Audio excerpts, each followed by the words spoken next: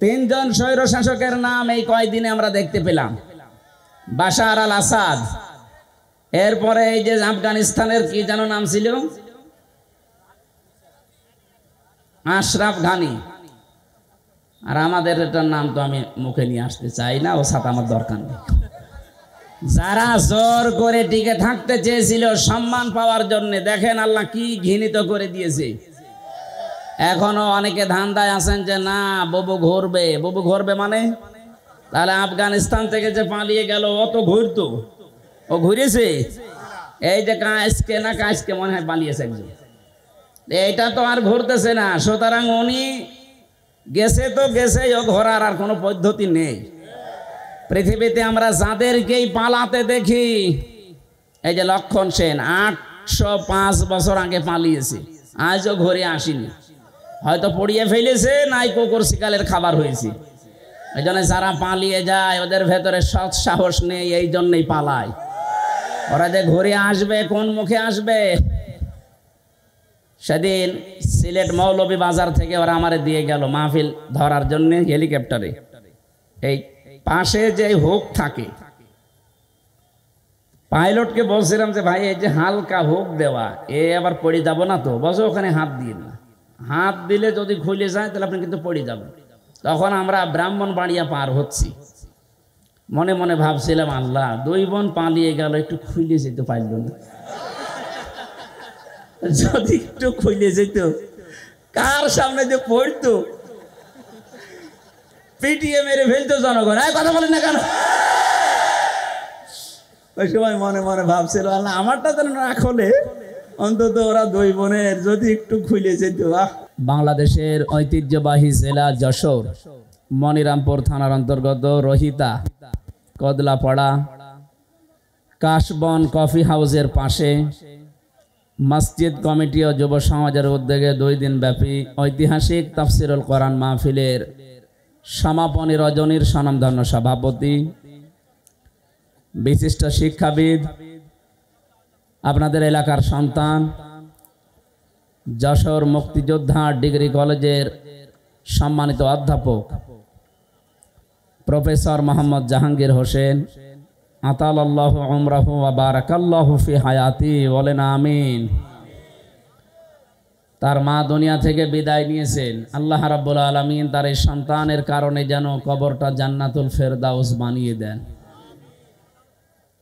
এতক্ষণ যারা আলোচনা রাখলেন, মাওলানা হোসাইন মাহফুজ চুয়াডাঙ্গা, আলোচনা রেখেছেন যশোরের কৃতি সন্তান, বিশিষ্ট ইসলামিক চিন্তাবিদ, বিশিষ্ট আইনজীবী, রাজনীতিবিদ, শ্রদ্ধাভাজন ব্যক্তিত্ব বড় ভাই জনাব অ্যাডভোকেট গাজী এনামুল হক, আতালাল্লাহু উমরাহু ওয়া বারাকাল্লাহু ফি হায়াতি, বলেন আমিন। মঞ্চে বসা আছেন বিভিন্ন রাজনৈতিক দলের নেতৃবৃন্দ, মঞ্চে বসা বড় ভাই জনাব অ্যাডভোকেট তাজউদ্দিন, যশোরের সন্তান, দামাত বারকাতুহুমুল আলিয়া। গতকাল যারা এখানে কথা বলেছিলেন, মাওলানা ইসলাম শাইখ ওবায়দুল্লাহ তারেক ভাই, অ্যাডভোকেট রকনুজ্জামান রকন সহ অন্যান্য সম্মানিত ব্যক্তিবর্গ, আমি অনেকের নাম জানি না, এই জন্যে মন খারাপ করবেন না, দোয়া করছি সবার জন্যে। ওয়ারাফা'না লাকা যিকরাক, দুনিয়াতে আল্লাহ রাব্বুল আলামিন তাদের সম্মান মর্যাদা নবীর উম্মত যেভাবে পায় ওইভাবে যেন বাড়িয়ে দেয়। মানুষের সম্মান আর মর্যাদা যে কোথায় এটা অনেকে এখনো জানে না। আল্লাহ পাক বলেন, ইয়ারফা'িল্লাহুল্লাযীনা আমানু মিনকুম ওয়াল্লাযীনা উতুল ইলমা দারাজাত। সূরা মুজাদালার 11 নম্বর আয়াতের মাঝের অংশে আল্লাহ জানিয়েছেন, ইয়ারফা, এটা মজারে, বর্তমান ভবিষ্যৎ, প্রেজেন্ট ফিউচার। দিন যত যাবে এ পৃথিবীতে যারা তোমাদের ভেতরে ঈমান এনেছে, ঈমান পেয়েছে, এ কথা আল্লাহ এখানে বলেন নাই। আমরা কিন্তু এই আয়াতের ভেতরে অনেকেই নেই, কারণ আমরা ঈমান আনি না, ঈমান আমরা পেয়েছি। কে কথা বলেন না কেন? আমার বাবা দাদা পর দাদা এরা মুসলমান ছিল, এই জন্য সেই হিসাবে আমিও মুসলমান। আর সাহাবায়ে কেরাম তারা ঈমান পায়নি, তারা ঈমান এনেছিল। এই মোবাইল বন্ধ করেন। একটা যুবক ছেলে গায়ের শাল চাদর দিয়ে বুট জুতা মুছতেছে। জুতার দাম হয়তো 300 টাকা, শালের দাম 1500 টাকা। লোকজন জিজ্ঞাসা করছে, কি গো জুতার দাম যা, এরকম 5 জোড়া জুতা বিক্রি করলে শাল হবে না? এত দামি শাল দিয়ে জুতা মুছতেছো কারণ কি? ছেলেটা বলে, বহু কষ্ট করে জুতা আমার টাকা দিয়ে কিনেছি, আর এই শালটা আমার বাবা আমারে দিয়েছে।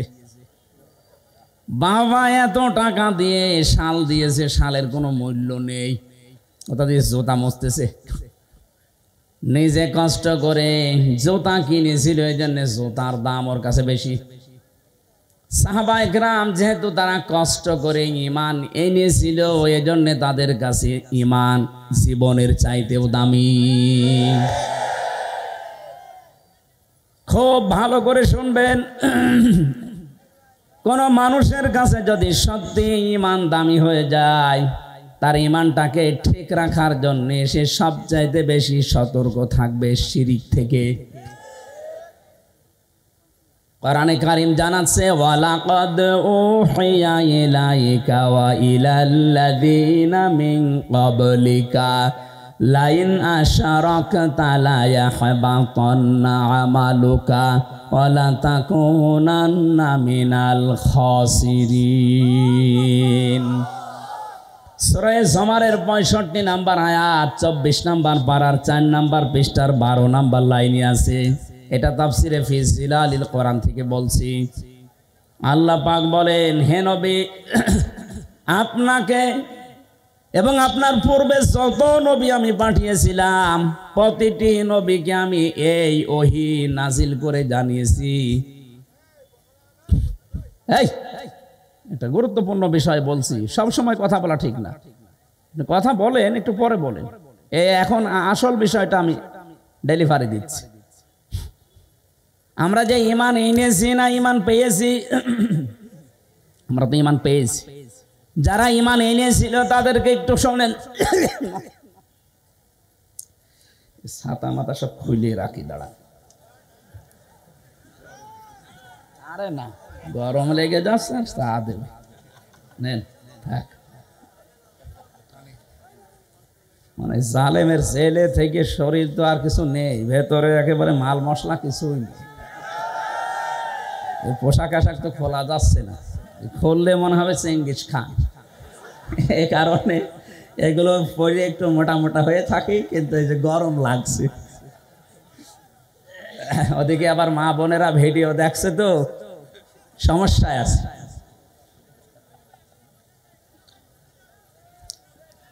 আমার ভাইরা, ওয়ালাকাদ উহিয়া ইলাইকা, অবশ্যই আমি ওহী নাজিল করেছি হে নবী আপনার প্রতি, ওয়া ইলাল্লাযীনা মিন ক্বাবলিকা, এবং আপনার পূর্বে যত নবী রাসূল এই দুনিয়াতে পাঠিয়েছি প্রত্যেকের প্রতি এই ওহী ছিল।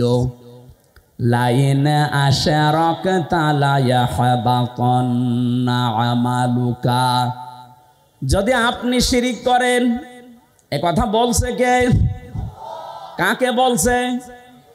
রাসূলুল্লাহকে। বলেন বলেন, এ কথা রোজন টের পাচ্ছেন, আমাকে বলেন নাই। আল্লাহ পাক বলেন, হে নবী, লাইন আশরাকতা, আপনি যদি শিরিক করেন।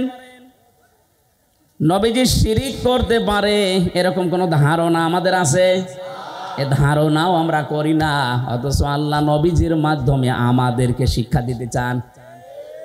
লাইন আশরাকতা, যদি শিরিক করেন আপনি, লা ইয়াহবাতান্না আমালুকা, লামে তাকিদ নুনে সাকিলা, আল্লাহ গ্যারান্টি দিয়ে জানিয়েছেন, হ্যাঁ নবী আপনার আমলও আমি কিন্তু রাখবো না, নষ্ট করে দেব। এতটুকু আল্লাহ শেষ করেননি, ওয়ালা তাকুনান্না মিনাল খাসিরিন, এইটাও লামে তাকিদ নুনে সাকিলা। আল্লাহ যদি গ্যারান্টি দেয়, এটা আলতো ফালতো না, এর ভেতরে অনেক ওজন আছে আল্লাহর কথায়। আল্লাহ বলেন শুধু আপনার আমল আমি নষ্ট করে দেব তা না, আমি আল্লাহ গ্যারান্টি দিয়ে বলছি আপনি ক্ষতিগ্রস্ত হয়ে যাবেন। যেটা থাকলে ঈমানও থাকে না তার নাম শিরিক। তার নাম কি? এই শিরিক থেকে যদি আপনি না বাঁচতে পারেন, যদিও নবীজিকে আল্লাহ উদ্দেশ্য করেছেন কা দিয়ে, কিন্তু এটা কিয়ামত পর্যন্ত যারা আমরা আসবো সবার জন্য প্রযোজ্য। যাই করেন তাই করেন, শিরিক করবেন না। শিরিক করলে আপনার পেছনের আমল একটাও আল্লাহ রাখবে না, আর আপনি মাস্ট বি ক্ষতিগ্রস্ত হয়ে যাবেন। আমার এই চর্মচক দিয়ে কোরআনে কারীম যতটুকু পড়েছি, বুঝেছি, অনুধাবন করেছি, আমি বাংলাদেশের সাথে মিলিয়ে দেখলাম এদেশে প্রকাশ্য অপ্রকাশ্য মিলে প্রায় ৪৪টার উপরে শিরিক চলছে। আমি এক কথায় জবাব দিচ্ছি, সবগুলো বলতে গেলে আমার আয়াতে যাওয়া হবে না, এজন্য আমি মেন কথাটা বলছি। আল্লাহ যেটা পারে ওইটা অন্য কেউ পারে, এই বিশ্বাস করার নাম শিরিক। এই কথা বলেন না কেন? এবার আসেন তো বাংলাদেশের সাথে মিলাই। এদেশে বহু মানুষ এমন আছে আল্লাহ যেটা পারে এটা অন্য কেউ পারে বিশ্বাস করে, করে না? আন্নাল কুওয়াতা লিল্লাহি জামিআ, সূরা বাকারার আয়াত 2 নাম্বার পারার 4 নাম্বার পৃষ্ঠার 3 নাম্বার লাইনে আছে, মাঝের অংশে আছে আন্নাল কুওয়াতা লিল্লাহি জামিআ। সব ক্ষমতার উৎস কে? আরো জোরে। অন্য দলে যারা আছেন, অন্য মতে যারা আছেন, আমি আপনাকে চিনি না, নামও জানি না, তারপরও বাঁচার জন্য বলছি। বাংলাদেশে বহু দলের লোক আছে এখনো বিশ্বাস করে ক্ষমতার উৎস জনগণ। এটা এই আয়াত অনুযায়ী শিরিক। শিরিক যারা করবে তারা মুশরিক। এই কথা বলছেন না কেন? মুশরিক যারা তাদের জন্য জাহান্নাম ওয়াজিব, জান্নাত হারাম। এটা তো আমি বানালাম। ইন্নাহু মাইয়ুশরিক বিল্লাহি ফাকাদ হারামাল্লাহু আলাইহিল জান্নাহ ওয়া মাআওয়াহুন নার ওয়া মা লিয-যালিমিনা মিন আনসার। সূরা মায়েদার ভেতরে আল্লাহ জানিয়েছেন কেউ যদি সত্যি আল্লাহর সাথে শিরিক করে, এই শিরিক কাকে বলে এক কথায় বলি নাই কি? আল্লাহ যেটা পারে ওইটা অন্য কেউ পারে, বিশ্বাস করার নাম। আরো জোরে বলে, বিশ্বাস করার নাম শিরিক। যারা করে তারা, আরো জোরে বলেন, মুশরিক মারা গেলেই বিনা হিসাবে বিনা বিচারে যাবে জাহান্নামে। জান্নাত হারাম, জাহান্নাম ওয়াজিব। আল্লাহ যদি এতটুকু শেষ করে দিতেন আয়াত আমি পড়তাম না, পরেরটা আরো কঠিন। অমালিয-যালিমিনা মিন আনসার। কারণ শিরিক যারা করে এরা যেহেতু আল্লাহর সাথে জুলুম করে, ইন্নাশ শিরকা লা যুলমুন আযীম, সবচাইতে বড় জুলুম আল্লাহর সাথে শিরিক করা। এই জুলুম যারা করবে তারা মরণের পর থেকে আল্লাহর সাহায্য থেকে বঞ্চিত। কেউ সাহায্য করলেও আল্লাহ কবুল করবেন না। যেহেতু আমাদের দেশে ৯৬% মুসলমান, এ দেশের জন্য শুধু এইটা না, এটা রেকর্ড হচ্ছে। আমার এই আলোচনাগুলো বাংলাদেশের চাইতে বেশি চলে ভারতের, কলকাতা আর আসামে। আমি এই 2 রাজ্যে যত জায়গায় গেছি দেখি 4 দোকানে বসে বসে শুনতেছে। এই জন্য ওদেরকেও সতর্ক করছি, কারণ ওরা আমার আল্লাহর বান্দা। ওরা বুঝে হোক না বুঝে হোক শিরিক করে জাহান্নামে যাবে। খুব সাবধান। বাংলাদেশে অনেক মানুষ এমন আছে আমি দেখতে পাচ্ছি, এই কথা এখনো বিশ্বাস করেন যে ক্ষমতার উৎস জনগণ। এক্ষুনি বিশ্বাস পাল্টাতে হবে। কি কথা বলেন না কেন? আপনি যদি কিছু নিয়ে যেতে না পারেন, এ রাত 10টা 10:30 পর্যন্ত জেগে আছেন কোন কারণে? আপনি কি রূপ দেখাতে এসেছেন যে আমার মতো চেহারার কারণে যে দেখে যান? আপনার চাইতে বহু সুন্দরী মানুষ এখনো পর্যন্ত কবরে পড়ে আছে। এনা চেহারা দেখার জন্যে আমার আপনার কেউ আসে না, এসেছে কিছু নেওয়ার জন্যে। আরে বিশাল আয়োজনে লক্ষ লক্ষ টাকা খরচ, 5টা মানুষ যদি শিরিক থেকে বাঁচতেই না পারে ছাতা দিয়ে লাভ কি? কথা বলে না কেন? আমি সহ যাদের এই বিশ্বাস এখনো আছে যে না ক্ষমতায় জনগণ দিতে পারে, এটা এখনই পাল্টাতে হবে।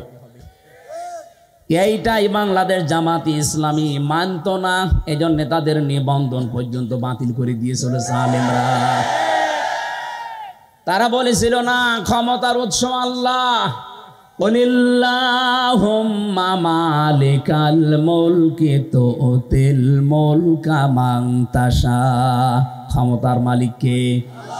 আর জোরে বলেন। আমি একটা মাত্র টাচ দিলাম, এরকম 44টা আমার এই ছোট নজরেই দেখতে পাচ্ছি এই বাংলাদেশে। সুতরাং যাদের এই বিশ্বাসে আছেন, আপনি নামাজ পড়তে পারেন, রোজা রাখতে পারেন, মুসলমান দাবি করতে পারেন, কিন্তু আপনি মুশরিক। প্রশ্ন আসতে পারে নামাজ পড়ে আবার মুশরিক হয়, রোজা রেখে হজ করে কাবা শরীফ ঘুরে আসলাম তারপরও আমি মুশরিক। আরে ভাই, আপনি শুধু কাবা ঘর ঘুরে এসেছেন, আর আবু জেহেল ছিল কাবার সভাপতি, ও কাবা ঘরের সভাপতি ছিল, ও কি মুশরিক? ও কি? আপনি যদি বলেন ও কি আমার মতো আল্লাহ একজন আসে বিশ্বাস করতো মানে কোরআনে কারীম জানিয়েছে ওয়ালা ইন সালতাহুম মান খালাকাস সামাওয়াতি ওয়াল আরদা লা ইয়াকুলুনাল্লাহ। আল্লাহ পাক বলেন হে নবী, আবু জেহেলকে যদি জিজ্ঞাসা করেন আকাশ আর জমিন কে বানিয়েছে, লা ইয়াকুলুনাল্লাহ, এখানে যারা গ্রামার বোঝে লামে তাকিদ নুনে সাকিলা, আবু জেহেল গ্যারান্টি দিয়ে বলতো আল্লাহ বানিয়েছে। তাহলে আল্লাহ একজন আছে, ও বিশ্বাস করতো না? বলেন বলেন। তা আমি ওই বিশ্বাস করি, ও ওই বিশ্বাস করে, ও বিশ্বাস করার পরেও যদি মুশরিক হয় আর আমি ওই বিশ্বাস করে ইমানদার থাকি, কোন কায়দায়? পার্থক্য তো এতটুকুই যে ক্ষমতায় দিতে পারে এই যে দেবদেবীরা আছে এরাও, আর এখন আর দেবদেবী আমরা বিশ্বাস করি না, করি মানুষ দিতে পারে, কথা একই। শয়তান এটা উল্টিয়ে দিয়েছে আমাদের সামনে, কারণ শয়তান ভালো করে জানে 96% মুসলমান এই বাংলাদেশে, এদের কাছে যদি একটা মূর্তি খাড়া করে দিয়ে বলি এটা পূজা করো, জীবনও করবে না। এটা যেন না করে অন্য কায়দায় এটা করা যায়, সেই বিশ্বাসটাই আমাদের ঢুকিয়েছে। এই জন্য আমি সহ যারা এই বিশ্বাসে আছি, বিশ্বাস পাল্টাবেন কিনা বলেন? যদি না পাল্টাতে চান আমি ওয়াজ করব না, বেকার। আমি সে কুষ্টিয়া থেকে আসলাম, এদেশে বহু মানুষ আমি জানি এখানেও বসে আছেন যারা এখনো বিশ্বাস করেন ক্ষমতায় দিতে পারে জনগণ। না, এ বিশ্বাস যারা করেন এক্ষুনি বিশ্বাস ভেঙে চোরমার করে ফেলেন। মজবুত বিশ্বাস আজকে নিয়ে যাওয়া লাগবে, দুনিয়া একদিকে যাক, আমি এইটা বিশ্বাস করি ক্ষমতায় দিতে পারে কে। এ বিশ্বাস আমরা করি না। হালকা পাতলা যাদের একটু এদিক ওদিক ছিল যেন ঠিক হয়ে যান, নয়তো আপনি মারা গেলে কবরে দেব, জানাজা দেব, সব বেকার হবে। কি আমি যে কথা বলতে চাচ্ছিলাম এতক্ষণ পর্যন্ত, ঈমান অন্তত যারা আমরা এনে ফেলেছি, আমাদের ঈমান যেন নষ্ট হয়ে না যায়। ঈমান নষ্ট হয় প্রথম কারণ কি? শিরিক। বলেন বলেন, আরো জোরে বলেন। এবার আমি আর একবার বলছি, শেষ বলা, আল্লাহ যেটা পারে ওইটা অন্য কেউ পারে, এই বিশ্বাস করার নাম শিরিক। যারা করে তারা, আমি তো একটা বললাম এই বিশ্বাস নিয়ে, বহু মহিলা বসে আছে প্যান্ডেলে, ওরা এখনো পর্যন্ত বিশ্বাস করে সন্তান দিতে পারে কোনো পীর সাহেব বাবা। করে না? আপনারাও এখনই পাল্টাবেন। কিয়ামত পর্যন্ত যদি আপনি হায়াত পান, সন্তান না হয়, মনে করবেন আল্লাহ দিচ্ছে না, কারণ এটা দেওয়ার একচ্ছত্র মালিকানা আল্লাহর। লিল্লাহি মুলকুস সামাওয়াতি ওয়াল আরদ ইয়াখলুকু মা ইয়াশা ইয়াহাবু লিমান ইয়াশাউ ইনাসা ওয়া ইয়াহাবু লিমান ইয়াশাউ যুকুর। সূরা সূরার 49 নম্বরে আয়াত অনুযায়ী প্রমাণ হয় আসমান জমিনের মুলকিয়াতের মালিক, রাজত্বের মালিক আল্লাহ। যাকে ইচ্ছা তাকে সন্তান দান করে, মেয়ে দেয়, ছেলে দেয়। যাকে ইচ্ছা আল্লাহ কিছু দেয় না, বন্ধা করে রাখে। সব কিছু ক্ষমতার মালিককে। সুতরাং কোন মহিলা যেন কোন সন্তানের জন্য কোন দরগায়, কোন দুর্গায়, কোন মাজারে পীর সাহেব জিন্দা হোক আর মরা হোক জীবনও আর যাবেন না। ছেলে মেয়ে না হয় না হোক, আপনি শিরিক করতে পারেন না। কথা বলেন না কেন? এই যে 44টা বলছিলাম, এটা 2 নাম্বার গেল। 3 নাম্বারটা বলছি, আমি সবগুলো না বললেও অন্তত টাচ দেই। কোরআনে কারিমে সূরা আরাফ 154 নাম্বার আয়াত শেষের দিকে আছে। আল্লাহ পাক বলেন আলা লাহুল খালক ওয়াল আমর তাবারাকাল্লাহু রাব্বুল আলামিন। আসমান জমিন বানিয়েছে যিনি, হুকুম চলবে তার, সৃষ্টি যার, আইন তার, এ নিয়ম কার? বলেন বলেন। যেহেতু আমরা বিশ্বাস করি এই পৃথিবী বানিয়েছেন আল্লাহ, তাহলে এই বিশ্বাসও করা লাগবে এখানে আইন চলবে। যারা আল্লাহর আইন বাদ দিয়ে আল্লাহকে সৃষ্টিকর্তা মানেন, কিন্তু তার আইন বাদ দিয়ে মানুষের তৈরি করা আইন কানুন প্রতিষ্ঠার জন্য চেষ্টা করেন, আপনি মুশরিক। এই কথা বলেন না কেন? এদেশে এখন আপনি মেলান তো এই 3 নাম্বারটা নিয়ে, এদেশে আমার মনে হয় এখন ভরি ভরি লোক পাবেন। ওকে জিজ্ঞাসা করবেন সৃষ্টিকর্তাকে, আল্লাহর নাম বলবে, কিন্তু আইন যে চলবে ওই আল্লাহর, এইটা বলতে গেলে তখন বলে হুজুর এটা রাজনীতি, এটা দুনিয়ার কাজ। আপনি নির্ভেজাল টাটকা মুশরিক। কারণ সৃষ্টি যার, আইন চলবে তার, এইটাই ফাইনাল। কথা বলেন না কেন? যারা আল্লাহর আইনের বিপরীতে নতুন কোন আইন বানাতে চায়, কোরআনে কারীম সূরা আলে ইমরান 154 নাম্বার আয়াত, এটা মাঝের অংশে আছে। ইয়াকুলুনা হাল্লানা মিনাল আমরি মিন শাইইন কুল ইন্নাল আমরা কুল্লাহু লিল্লাহ। এ নবী, ওরা যদি জিজ্ঞাসা করে যে আইন তৈরি করার ক্ষমতা পাওয়ার কোন অধিকার আমাদের আছে, আপনি ডাইরেক্ট ফতোয়া দেন না। আইন তৈরি করতে পারে শুধুমাত্র কে? আরো জোরে। এটাকে আমি বানালাম, এটা বললাম কেন? বাংলাদেশে এখন সংশোধন চলছে, সংস্কার চলছে, বিশেষ করে আমাদের সংবিধান। কথা বোঝেন? এই ঝড়ে যদি কিছু করে নিতে না পারেন, আবার 50 বছর পিছিয়ে যাবেন। এমনিতেই তো 53 বছর আমরা পিছিয়ে আছি। কথা বলেন ঠিক কিনা? মানুষ নামে কলঙ্ক কিছু মানুষ নিজেরা আইন বানিয়ে আমাদের উপরে সংবিধান আকারে চালিয়ে দিয়েছিল। আল্লাহ পাক 1500 বছর আগে মানব জাতির জন্য একটা সংবিধান দিয়েছেন। সূরা ফুরকান, ফুরকান মানে সংবিধান। ফুরকান মানে কি? এখানে 54টা 74টা আয়াত আছে, 73টা ধারা আছে। আল্লাহ পাক বলেন মুসলমান দেশের আমি আল্লাহর গোলাম যারা দাবি করবে তাদের এই 73টা ধারা দিয়ে যদি সংবিধান বানানো হয়, ওই জায়গাটা আমি আল্লাহ মিনি জান্নাত বানিয়ে দেব। এই 73 বছরে 53 বছরে 73টা ধারা আমরা আজও পাইনি। সত্যি যদি পেতাম, আল্লাহর কসম, আল্লাহর গ্যারান্টি মিথ্যা হতো না। কথা বলেন না কেন? এই গ্যারান্টি কে পর্যন্তই থাকবেন আমরা দেখতে চাই। যেহেতু এখন সংস্কার আরম্ভ হয়ে গেছে, সংশোধন চলছে, বাংলাদেশে 96% মুসলমান। এই দেশে আমরা সংবিধান হিসাবে আল্লাহর কোরআনকে দেখতে চাই, আর কিছু চাই না। কারা রাজি আছেন দেখি? লিল্লাহে তাকবীর। না,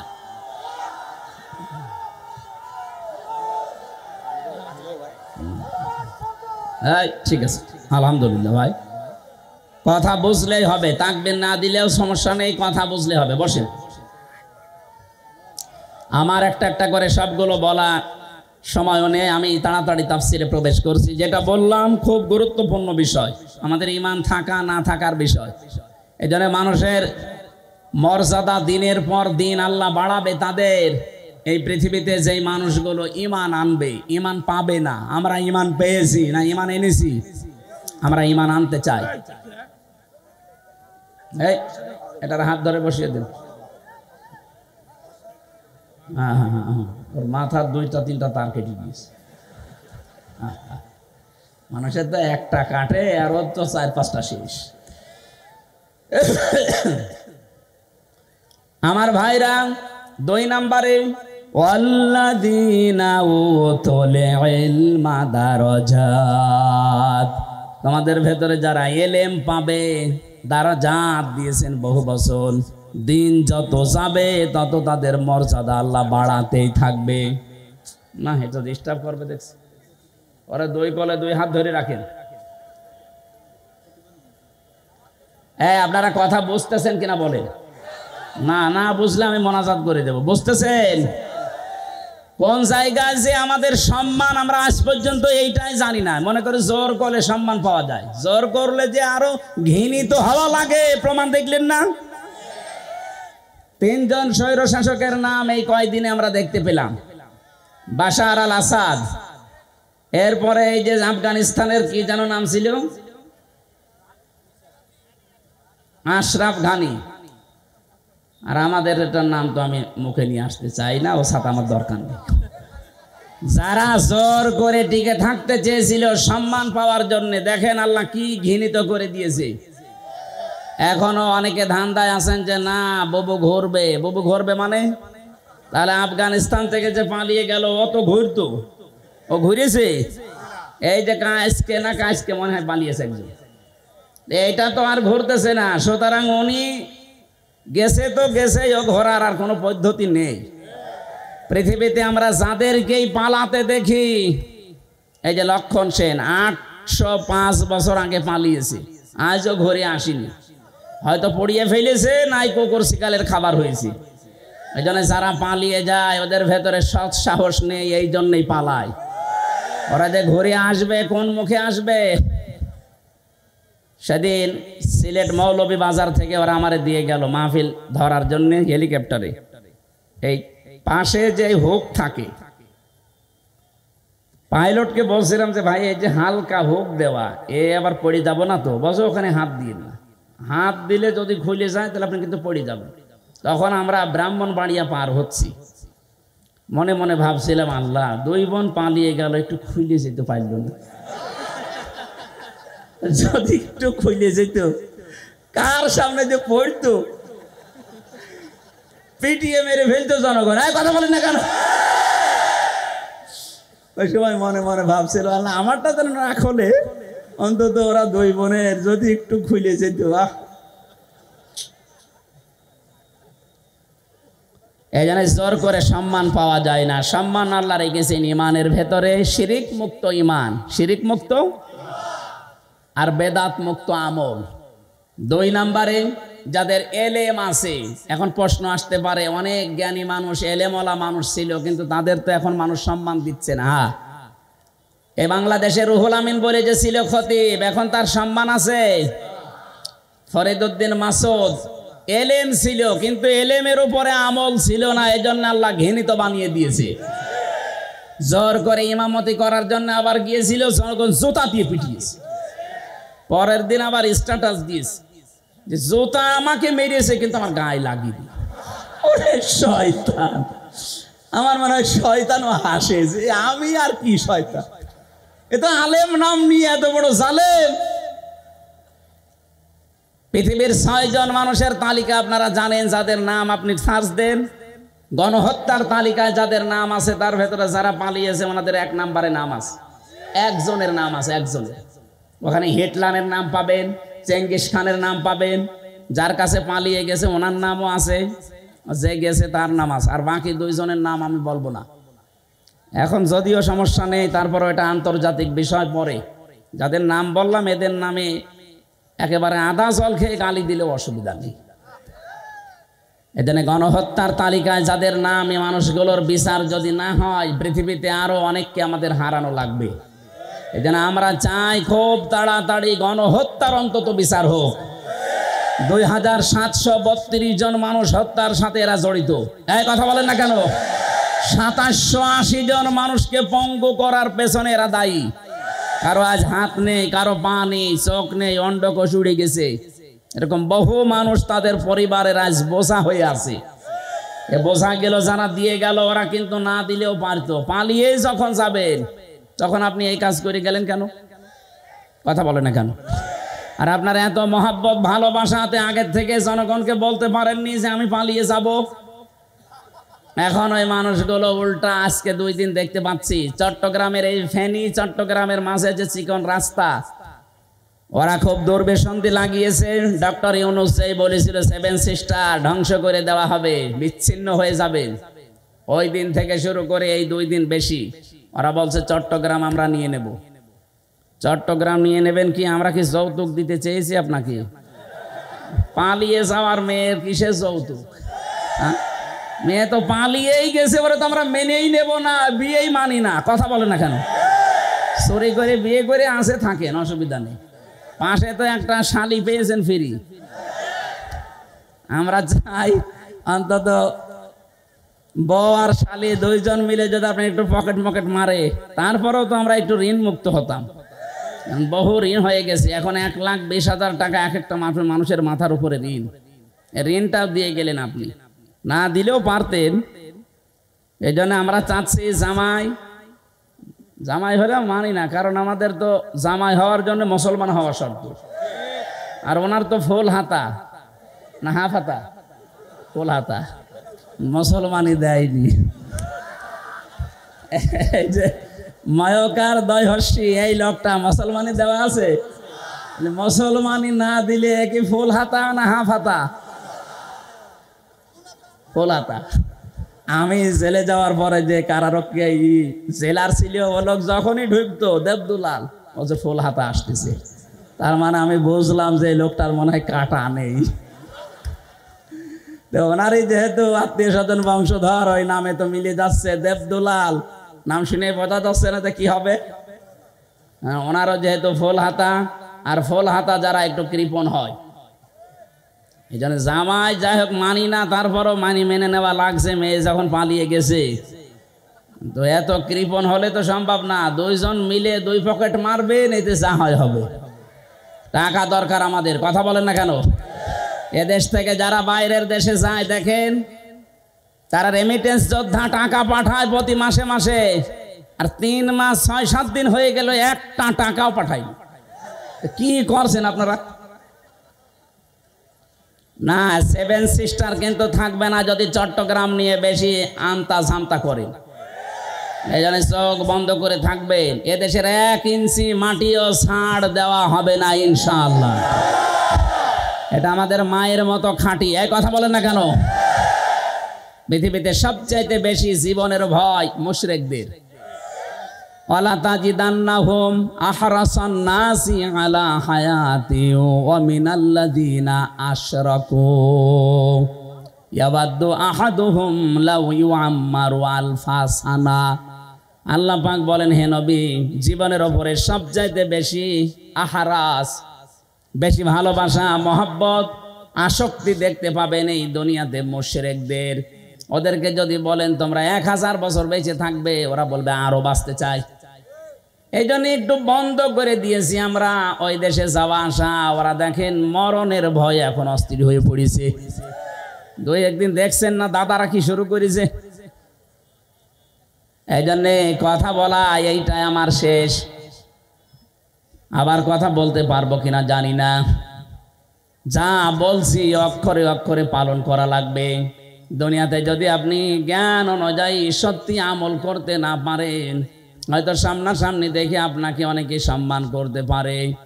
দিন যত যাবে আপনার সম্মান আল্লাহ একেবারে তলানিতে পৌঁছিয়ে দেবে। আল্লামা দেলাওয়ার হোসাইন সাইদি রহমতুল্লাহ আলাইহি শহীদ, এই লোকটা দুনিয়া থেকে বিদায় নিয়েছে ঠিক। দিন যত যাচ্ছে তার জন্য দোয়া বাড়তেছে। কথা বলেন না কেন? আর জালেম সেই কয়টা বিদায় নিলে ওই কয়দিনে, ওরাও তো ছিল ক্ষমতায়। ওরা দিন যত যাচ্ছে মানুষের ঘৃণা তত বেশি হচ্ছে তাদের প্রতি। এই জন্য যারা এলেম অনুযায়ী আমল করেননি তারা আলেম না, তারা আল্লাহর কাছে জালেম। কোরআনে কারিম জানাচ্ছে সূরা বাকারা প্রথম নাম্বার পারার 20 নাম্বার পৃষ্ঠা 13 নাম্বার লাইনের 140 নাম্বার আয়াতের প্রথম অংশে আছে ওমান আযলামু মিম্মান কাতামা শাহাদাতান ইনদাহু মিনাল্লাহ। আল্লাহ পাক বলেন তোমরা বড় জালেম দেখতে চাও, সব চাইতে বড় জালেম আমি আল্লাহর কাছে ওই লোকটা যাকে আমি আল্লাহ কোরআনের জ্ঞান দিয়েছিলাম, এটা জানার পরও দুনিয়ার স্বার্থ পেয়ে গোপন করে দিয়েছে। ছোট জালেম না, আফজাল ইসমে তাফজিল আসলাম। সুতরাং এই দেশে 15.5 বছরে জালেমদের 5 আটা গোলামি যারা করেছেন, এত বড় বড় জালেমদেরকে যারা কওমি জননী উপাধি দিয়েছেন, আল্লাহর কসম আপনি আল্লাহর কাছে আলেম না জালেম। তাও ছোট জালেম না বড় জালেম। এদের সম্মান দিন যাবে আরো কমতে থাকবে না বাড়বে? ইয়ারফা দিয়েছেন আল্লাহ এই কারণে। এই জন্য যাদের নাম আমি জানি না, অনেকের জানি, সম্মান মর্যাদা কামনা করছি ঈমান এবং জ্ঞানের উপরে আমল করার কারণে। আল্লাহ যেন অবশ্যই আয়াতটা আমাদের সবার জীবনে কার্যকর করেন, বলেন আমিন। দরুদ আর সালাম পাঠ করছি নবী মুহাম্মদুর রাসূলুল্লাহ সাল্লাল্লাহু আলাইহি ওয়াসাল্লামের প্রতি। এই যে কোরআনে কারিম পড়তে গেলে 29টা অক্ষর জানার মাধ্যমে পড়া লাগে, আলিফ থেকে ইয়া। প্রতিটি অক্ষরের দিকে তাকিয়ে দেখবেন প্রত্যেকটা অক্ষরে আমার নবীর সম্মান আল্লাহ বাড়িয়েছেন। আলিফ দিয়ে তিনি জানিয়েছেন আহমদ প্রশংসিত, বা দিয়ে তিনি জানিয়েছেন বাশির সুসংবাদদাতা, তা দিয়ে তিনি জানিয়েছেন মুত্তাকি আত্মসংযমকারী, সা দিয়ে তিনি জানিয়েছেন মুদ্দাসির কম্বলওয়ালা, জিম দিয়ে তিনি জানিয়েছেন জামিল সুন্দর, হা দিয়ে তিনি জানিয়েছেন হামিম অন্তরঙ্গ বন্ধু, খ দিয়ে তিনি জানিয়েছেন খাতামান নাবিয়্যিন শেষ নবী। একটা একটা করে শেষে আসবেন ইয়াসিন। আল্লাহ জানো সিন আর ইয়া দিয়ে তিনি একত্রিত করে আমার নবীর নামকে আরো বেশি উচ্চসিত করে দিয়েছেন। ইয়াসিন। আল্লাহ বলেন হে নেতা, হে বলেন বলেন। সিন শব্দটা তাফসিরে কাবির আল্লামা ফখরুদ্দিন রাজি রহমতুল্লাহ আলাইহি 5টা অর্থে তিনি ব্যবহার করেছেন। তিনি জানিয়েছেন সিন মানে সাজ্জিদুল আলামিন, সিন মানে সাজ্জিদুল বাশার, সিন মানে সাজ্জিদুল কাউনাইন, সিন মানে সাজ্জিদুল আম্বিয়া, সিন মানে সাজ্জিদুল মুরসালিন। এক একটা শব্দের ভেতরে তাফসিরে এত কথা তিনি লিখেছেন, আমি যদি 5টা শব্দেরও ব্যাখ্যা করতাম তবে 1-2 ঘন্টা সময় লাগবে, এত কথা আছে।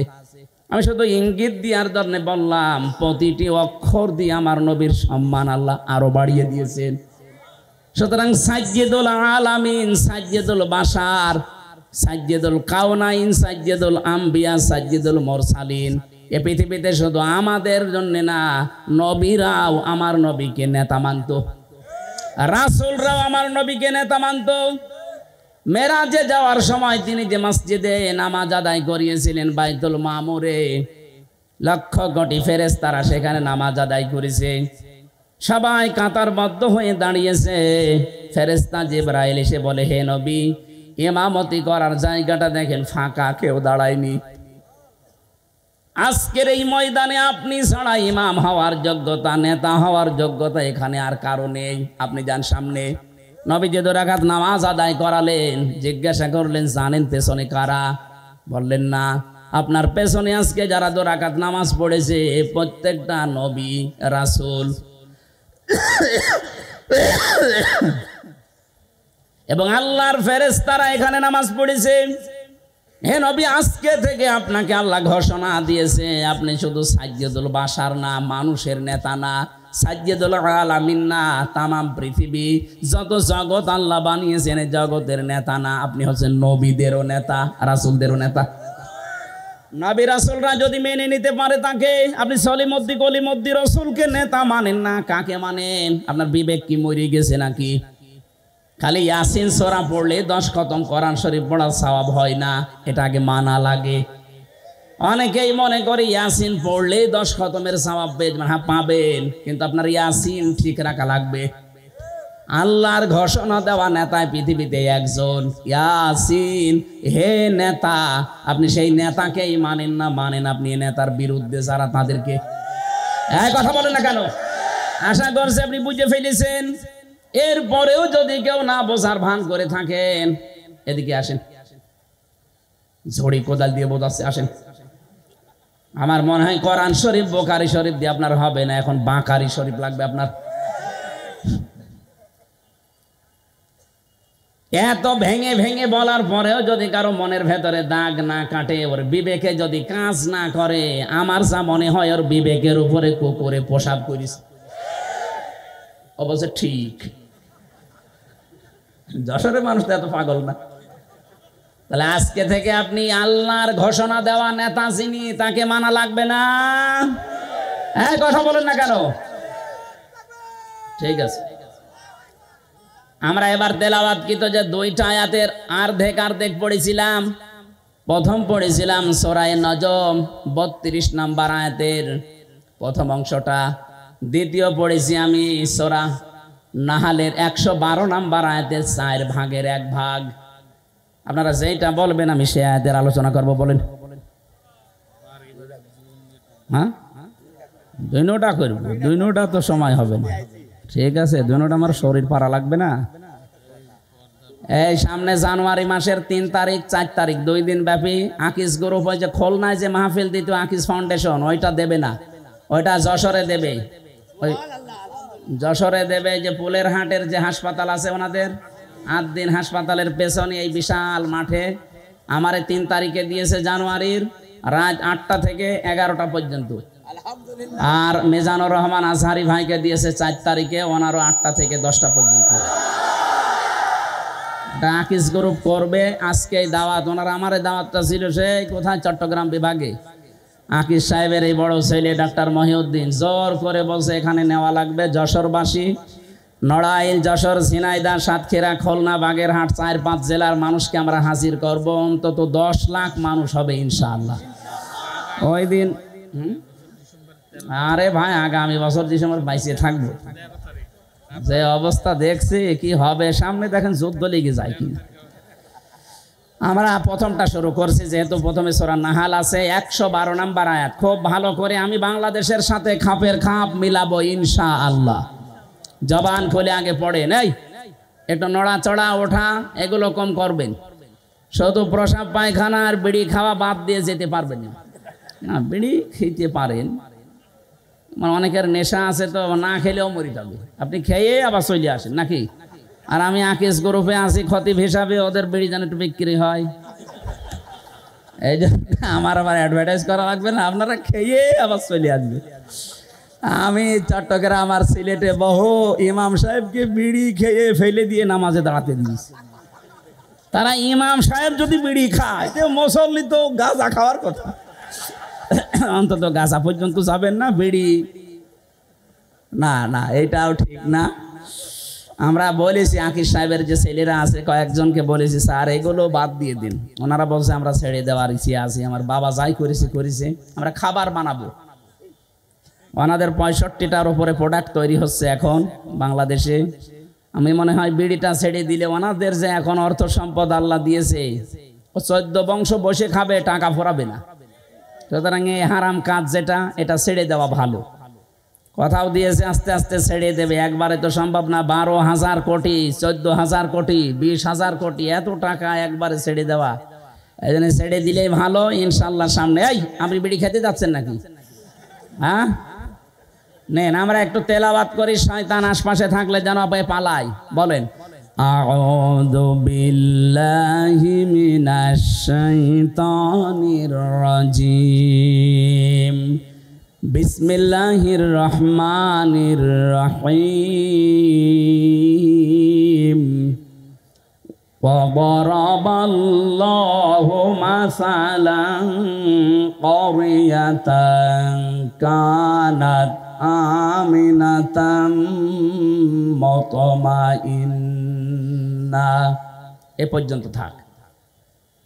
সূরা নাহাল, কোন সূরা বললাম? তাফসীর করার জন্য এখানে অ্যাডভোকেট গাজী এনামুল হক সাহেব আছে, বহু পুরাতন মানুষ আপনাদের।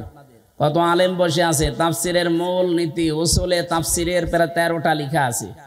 এটা তাফসিরে খাজেনের প্রথমে পাবেন। কোন আয়াত থেকে কথা বলতে হলে তার আগের আয়াত পরের আয়াতের সাথে সম্পর্ক কি, এইটা মাতৃভাষায় অর্থ, শুদ্ধ তেলাওয়াত, এরপরে ঐতিহাসিক প্রেক্ষাপট, শানে নজরুল যেটা বলে ব্যাকগ্রাউন্ড, এরপরে এখানকার শিক্ষা কি, এরপরে শিক্ষা নিয়ে বাড়ি যাওয়া লাগবে। এগুলো আগে বলা লাগে। আমরা এগুলো আপনারা সবাই জানেন। আমরা একবারে চলে যাচ্ছি, যেহেতু শুদ্ধ তেলাওয়াত আমরা কমপেকে করেছি। আল্লাহ পাক এখানে একটা গ্রামের উদাহরণ দিয়েছেন। এটা গ্রাম না, মনে করেন এই রহিতা, এই কদলাপাড়া, এই গ্রামের উদাহরণ আল্লাহ দিচ্ছেন। যদিও এই গ্রামের না, এটা মক্কা শরীফের। আমরা এই গ্রামটা একটু ধরে তারপরে তাফসিরের সাথে মিলাই। আমি যা বলছি এটা ফি জিলালিল কোরআন থেকে কোট করা। আল্লাহ রাব্বুল আলামিন বলেন, আমি একটা গ্রামের উদাহরণ দিলাম। এই গ্রামের উদাহরণ কেন দিয়েছি? কারণ এখানে যারা বসবাস করত, 1 নম্বরে তারা নিরাপদ, 2 নম্বরে নিশ্চিন্ত। এ পর্যন্ত বাংলা অর্থ ছিল। ঐতিহাসিক প্রেক্ষাপট, শানে নজরুল কি, মুফাসসির লিখেছেন তাফসিরে হাক্কানিতে, নবীজি যখন মেরাজে যাচ্ছিলেন দেখলেন কালো কালো কি যেন উপরে উঠতেছে। বিশ্ব নবী যখন প্রথম আসমান পাড়ি দিয়ে 6ষ্ঠ আসমান 7ম আসমানে উঠবেন, তখন দেখলেন কালো কালো কি যেন পিপিলিকার মতো নামতেছে। জিজ্ঞাসা করলেন, ইয়া আখি জিবরাইল, হে ভাই জিবরাইল, আমার সফর সঙ্গী আপনি, এই যে কালো কালো কি ওঠে, আরে পিপিলিকার মতো কি এগুলো নামে? ভালো করে শুনবেন, ফেরেশতা জিবরাইল ওই দিন বলেছিল, হে রাসূল, দুনিয়াতে যে যেই ধরনের গোনাগুলো করে এগুলো সব আকাশে উঠতেছে, আর এই গোনাগুলো আল্লাহ আবার গজব করে ওই যে পিপিলিকার মতো নামাচ্ছে। পৃথিবীতে আমরা যে যেই ধরনের গোনা করব এটা কিন্তু আবার রিটার্ন আসবে। কথা বুঝতেছেন? তাহলে এমন আজকে এমন শিক্ষা নিয়ে যাব যেন অন্তত এগুলো আর না ওঠে, এটা বন্ধ হয়ে যায়। এটা যদি নিচ থেকে বন্ধ হয়ে যায়, উপর থেকে আসাও বন্ধ হয়ে যাবে। কথা বলেন না কেন? আল্লাহ ইচ্ছা করে কিচ্ছু নামাতে চান না। আমরা যা করি এটা ইনপুট দেওয়ার পর এটা আউটপুট আসে। কোরআনে কারিমে ব্যাপারে জানিয়েছেন সূরা রুমের 41 নম্বর আয়াতে, যাহারাল ফাসাদু ফিল বাররি ওয়াল বাহার বিমা কাসাবাত আইদিন নাস ইলা আখির আয়া। আল্লাহ পাক বলেন, জলে স্থলে যে বিপদ আপদ মুসিবত গজব গুলো দেখতে পাও, একটাও আমি দিতে চাই না। এগুলো সব তোমার 2 হাতের কামাই। কেন এগুলো দেয় জানো? লিউযিকাহুম বা'দাল্লাযী আমিলু, আমি মজা চাকাতে চাই, স্বাদ আস্বাদন করাতে চাই। তোমরা যে অপরাধ গুলো করো, আমল করো, কাজ করো, এই কাজের কিছু প্রতিদান আমি দুনিয়ায় পাঠাইলা আল্লাহুম ইয়ারজিউন, আশা করি তোমরা ফিরে আসবে। কিন্তু আমার আল্লাহর আফসোস, ফিরে তো আসো না, তোমাদের বিদ্যা আরো বাড়ে। কথা বলেন না কেন? সূরা শুরার 30 নম্বর আয়াতে আল্লাহ আরেকটু বিস্তারিত ভাবে আয়াতে দিয়েছেন, ওয়া মা সাবাকুম মিন মুসিবাতিন ফাবিমা কাসাবাত আইদিকুম ওয়া ইয়াফু আন কাসীর। জলস্থলে যে বিপদ আপদ মুসিবত গুলো আসে সব কিন্তু তোমাদের হাতের কামাই করা, অধিকাংশই তো আমি আল্লাহ মাফ করে দেই। তাছাড়া যত অপরাধ তোমরা দুনিয়ায় সংগঠিত করো সবগুলো তো উপরে উঠতেছে। এগুলো যদি আমি আল্লাহ গজব আর আযাব নাযিল করি, শ্বাস ফেলার সময় পেতে না। সুতরাং আমাদের উচিত হবে আয়াত থেকে শিক্ষা নেওয়া। আমরা দেখি আল্লাহ আয়াত দিয়ে কি জানাতে চাচ্ছেন। প্রথমে উদাহরণ দিচ্ছেন আল্লাহ, ওয়া দারাবাল্লাহু মাসালান ক্বরিয়াতান। দরাবা মানে দৃষ্টান্ত দেওয়া, এই দৃষ্টান্ত উদাহরণ উপমা দিচ্ছে কে? এই দেখেন, ওয়া দারাবাল্লাহু মাসালান ক্বরিয়াতান কানাত আমিনাতাম মুতমাইন্না। আল্লাহ বলেন, আমি নিজে উদাহরণ দিলাম, উপমা দিলাম, দৃষ্টান্ত দিলাম একটা গ্রামের। কি সেই গ্রামে ছিল জানো? ওই গ্রামের মানুষগুলো নিরাপদ ছিল এবং নিশ্চিন্ত ছিল। তাফসিরে ইবনে কাসিরের ভেতরে ব্যাখ্যায় লিখেছে, এই গ্রাম বলতে আল্লাহ মক্কা শরীফকে বুঝিয়েছেন। ওই জামানা পর্যন্ত মানুষ তামাম দুনিয়ায় এমন কাবার আশপাশ পর্যন্ত কেউ নিরাপদে ছিল না। চুরি ডাকাতি সন্ত্রাসী চিন্তায় মানুষের কোনো গ্যারান্টি ছিল না বেঁচে থাকার আশপাশে। কিন্তু কাবার আশপাশগুলোতে যারা কাবার চত্বরের ভেতরে আসবে আল্লাহ তাদের নিরাপদ এবং নিশ্চিন্ত করে দিয়েছিলেন। আল্লাহ বলেন এতটুকুই আমি শেষ করিনি, ইয়াতিহা রিজকুহা রাগাদাম মিন কুল্লি মাকান, বিভিন্ন জায়গা থেকে আমি আল্লাহ তাদের জীবন উপকরণ পাঠিয়েছিলাম। আশপাশে ইয়েমেন ছিল, সিরিয়া ছিল, আজকে সিরিয়া বিজয় হয়নি। এই সমস্ত আশপাশ দেশ থেকে তাদের রিস্কের যে জীবন উপকরণ লাগে, রিজিক সব আমি পাঠাতাম। আশপাশের মানুষগুলো যে ইমানদার ছিল তা না, কিন্তু ওই মানুষগুলোর বিবেক ছিল, ওর বিবেকের উপরে আমি আল্লাহ এমন ভাবে আঘাত দিয়েছিলাম, বাধ্য হয়ে তারা এদের জন্য খাবার পাঠিয়ে দিত, জীবন উপকরণ যা লাগে জীবন চলতে সব তারা পাঠাতো। কিন্তু তাদের এইটা আমি সেট করে দিলাম, তাদের নিরাপত্তা তুলে নিয়েছি, তাদের নিশ্চিন্ত হওয়া এগুলো আমি আল্লাহ বন্ধ করে দিয়ে ফাযাকাল্লাহু লিবাসাল জুই ওয়াল খাউফ, আমি আল্লাহ পোশাক পরিয়ে দিলাম তাদের আচ্ছাদন করানোর জন্য।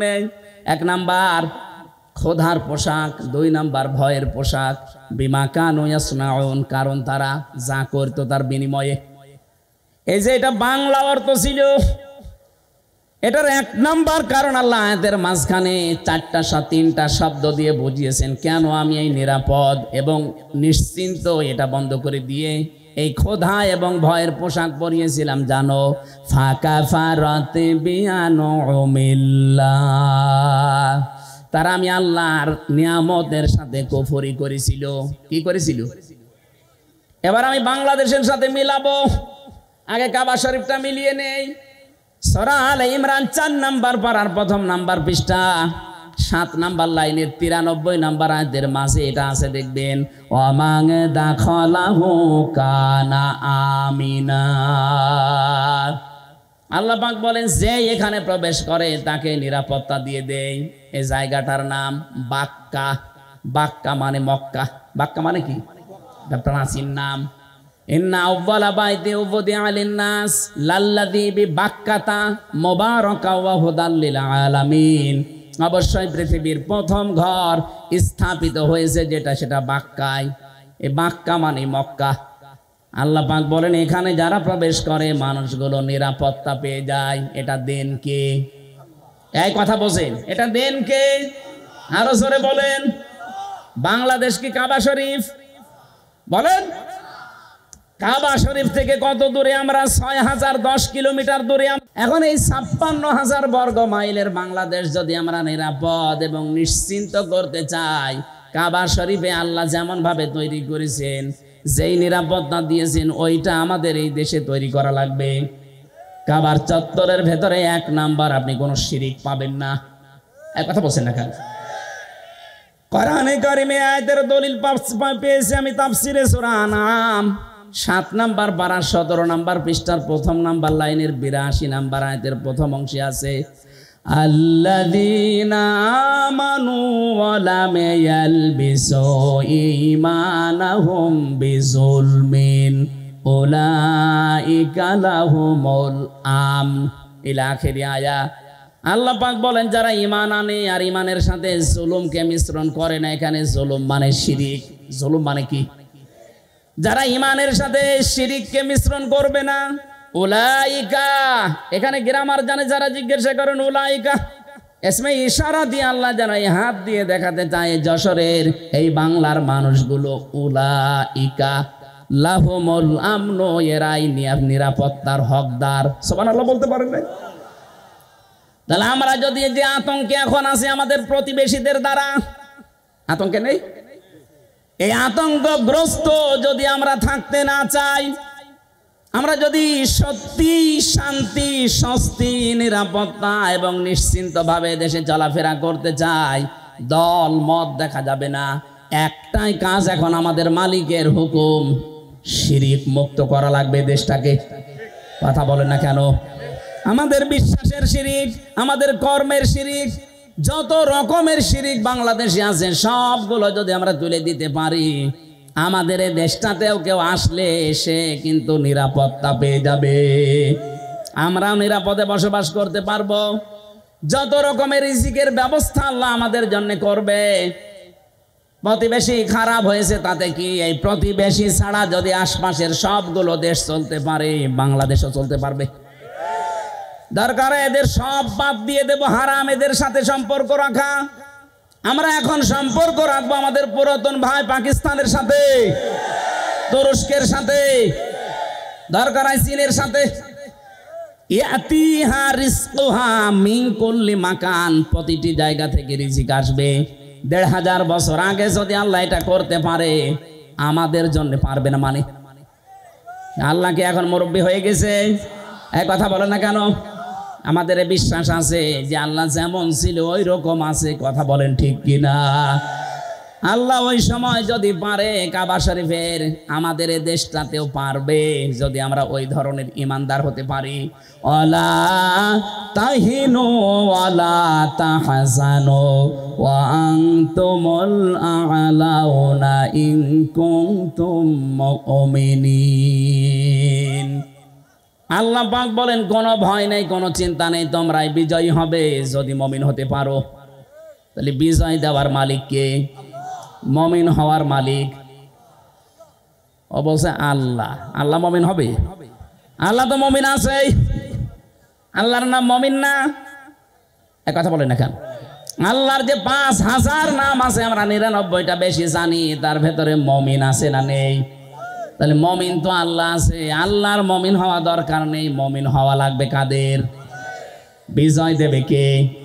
কোনো চিন্তা নেই, কোনো দুঃখ নেই, কারণ যারা আমরা এই কথা বলে ফেলেছি, ইন্না সলাতি ওয়া নুসুকি ওয়া মাহইয়ায়া ওয়া মামাতি লিল্লাহি রাব্বিল আলামিন।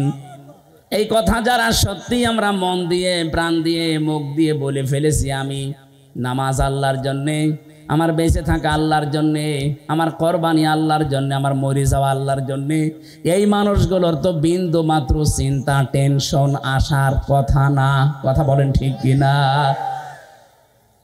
এই মানুষের সংখ্যা আগস্টের ৫ তারিখের আগ পর্যন্ত আমরা একটা জরিপ পেয়েছিলাম, এই যে এই বিশ্বাস যে আমার নামাজ, আমার কোরবানি, আমার বেঁচে থাকা, আমার মরে যাওয়া, মাত্র ১০০ জনের ১৫ জন এই বিশ্বাস করত। কিন্তু এই ৩ মাস ১০ দিনের ব্যবধানে আমার আল্লাহ এমন একটা নিয়ামত আমাদের দিয়েছেন, এখন ১০০ জনের ৫৮ জন মানুষ চাইছে যে এই আয়াতটা আমাদের দেশে কায়েম হোক। ১৫ জন থেকে ৩ মাসে যদি ৫৮ জন হয়ে যায়, কিছুদিন যেতে দেন, এদেশের ১০০ জনের ১০০ জন মানুষ চাইবে এই দুনিয়ায় আল্লাহর বিধান কায়েম হোক। ওইটাই সফলতা। যত ষড়যন্ত্র হচ্ছে, কোনো কলকাঠিতে পা দেবেন না, কোনো উস্কানিতে পা দেবেন না, কিচ্ছু হয়নি দেশের। ওরা সাইফুল ইসলাম আলিফকে হত্যা করার মাধ্যমে একটা ইস্যু তৈরি করে অস্থিতিশীল পরিবেশ বানাতে চেয়েছিল। যখন দেখেছে না এরা তো পা দেয় না, আবার আর একটা তৈরি করবে। যত কিছু হয়ে যায় যাক, আমরা কিন্তু উহুদের ময়দানের মতো আছি। নবীজির কথা না মেনে উহুদের ময়দানে প্রথমে বিজয় হয়ে গেছে, কথা বিশ্বাস করে যারা গনিমতের মাল পোড়াতে গিয়েছে তখনই কিন্তু আক্রমণ হয়েছে। কথা বলে না কেন? এই জন্য আমরা বিজয় পেয়েছি, কিন্তু নবীর হুকুম যেটা আছে, এই বিজয়কে ধরে রাখতে হলে আল্লাহর বিধানটা চালু করা লাগবে। আরো জোরে বলেন, নাই তো এই ষড়যন্ত্র থামছে না, থামবে না। আর এখন যদি আমরা কেউ ঘাট, কেউ বাজার, কেউ নৌকা, কেউ লঞ্চ, কেউ ঘাট, কেউ ব্রিজ, এগুলো যদি এখন গনিমতের মাল মনে করে আরম্ভ করতে চায়, ওরা কিন্তু বসে নেই। খালিদ বিন ওয়ালিদের মতো নেতৃত্ব দিয়ে আমাদেরকে আবার লাশ বানিয়ে ফেলবে। আর একবার যদি এবার পিছিয়ে যান, এদেশে কিন্তু 50 বছর আর ইসলাম আসবে না। সময় সুযোগ আল্লাহ একটু তৈরি করে দিয়েছে। কোন জাতি যদি নিজেদেরকে পরিবর্তনের জন্য চেষ্টা না চালায়, আল্লাহর অত দায় পড়ে না যে আল্লাহ জোর করে আপনাকে পরিবর্তন করে দেবে।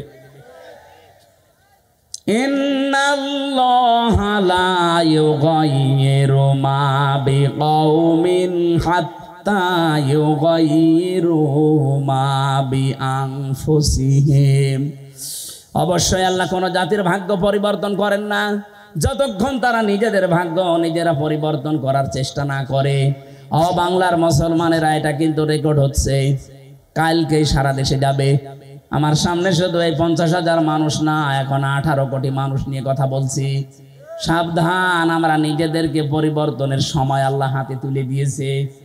এইটাও যদি এবার আপনি মিস করেন, ভুল করেন, বিশ্বাস করেন 53 বছর না 153 বছর পেছিয়ে যাওয়া লাগবে। রিস্কে নিয়ে কোনো চিন্তা নেই। ওরা যদি ভয় দেখায় যে রিজিক বন্ধ করে দেব, আমাদের আমদানি রপ্তানি যাক, ওর পাশে মায়ানমার আছে, ওর পাশে মালদ্বীপ আছে, ভুটান আছে, পাকিস্তান আছে, চীন আছে, আফগানিস্তান আছে, একটার সাথে ওদের সম্পর্ক ভালো না। ওরা যদি ভারত ছাড়া চলতে পারে, বাংলাদেশ চলবে, কোনো অসুবিধা হবে না। কথা বলেন ঠিক কিনা?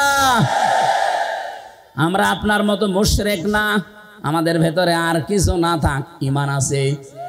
আরো জোরে আহ্বান জানাবো, যারা দায়িত্বে আছে খুব দ্রুত তাড়াতাড়ি ব্যবসা বাণিজ্য যা আছে সব কাট করে দেন। এগুলো সব পাকিস্তানের সাথে, তুরস্কের সাথে, চীনের সাথে আরম্ভ করেন, এমনিতেই ভয়ে ওরা মরে যাবে। কারণ আমি তো ওই 17, 18, 19, 20, 4 বছর ওখানে প্রায় 1.5 মাস 2 মাস করে থাকতাম, ওদের আচরণ দেখেছি। কোরআনের ওই আয়াতের সাথে সূরা বাকারার 100 ভাগ ওদের মিল আছে। ওরা সব চাইতে বেশি ভয় পায় মরণকে। এই কথা বলেন না কেন? ওরা সব চাইতে বেশি ভয় পায় মরণকে। কথা কার? আরো জোরে। আর আমরা সব চাইতে বেশি ভালোবাসি মরণকে, কারণ আমরা জানি মরণের বিছানায় আষাঢ় খেয়ে পড়লে আমাদের একটা অবস্থান আছে। কি? সূরা নাহালে সূরার 32 নম্বর আয়াতে আছে, আল্লাযীনা তাতাওয়াফাহুমুল মালাইকাতু তাইয়্যিবিনা ইয়াকুলুনা সালামুন আলাইকুম উদখুলুল জান্নাতা বিমা কুনতুম তা'মালুন। যে মানুষগুলো এই পৃথিবীর ময়দানে মরণের বিছানায় আছাড় খেয়ে পড়বে, ফেরেশতারা দলে দলে আসতে থাকবে তার কাছে। তাইয়্যিবিন শব্দের শাব্দিক অর্থ শুধু পবিত্রতা না, এটা শুধু পোশাকের পবিত্রতা না, শুধু দেহের পবিত্রতা না, চিন্তা চেতনার পবিত্রতা, আমাদের বিশ্বাসের পবিত্রতা। যেহেতু ওদের বিশ্বাসে শিরিক আর আমাদের বিশ্বাসে ঈমান, এক কথা বলি না কেন? সুতরাং আমাদের যে পবিত্রতা আছে বিশ্বাসে, এই বিশ্বাস নিয়ে যখন আপনি পড়বেন মরণের বিছানায়, ফেরেশতারা এসে বলবে সালাম, শান্তি, উদখুলুল জান্নাহ, প্রবেশ করো ওই জান্নাতে। আর ওরা মরণের সঙ্গে সঙ্গে দেখতে পাবে ও মাআওয়াহুন নার, আগুন। কি এই জন্য এত ভয় পাই আমরা যারা ইমানদার, যারা পবিত্র ইমানদার, এই মানুষগুলো মরণের সঙ্গে সঙ্গে আমরা দেখতে পাবো জান্নাত। ফেরেশতারা এসে বলবে প্রবেশ করো, উদখুলুল জান্নাতা বিমা কুনতুম তা'মালুন। দুনিয়ায় যা কাজ করেছো তার পুরস্কার হিসাবে আল্লাহ তোমাদেরকে এই বাগান দেখাচ্ছে। জোরে বলেন আমিন। আসল জীবনের সফলতা তো এটাই। আপনি 41 সাল পর্যন্ত ক্ষমতায় থেকে কি করতেন যদি জাহান্নামে যাওয়া লাগে? কথা বলেন না কেন? আমরা 41 সাল না 41 সেকেন্ড বাঁচতে চাই, কিন্তু আমরা চাই আমাদেরকে আল্লাহ জান্নাতি বলে ঘোষণা দিক।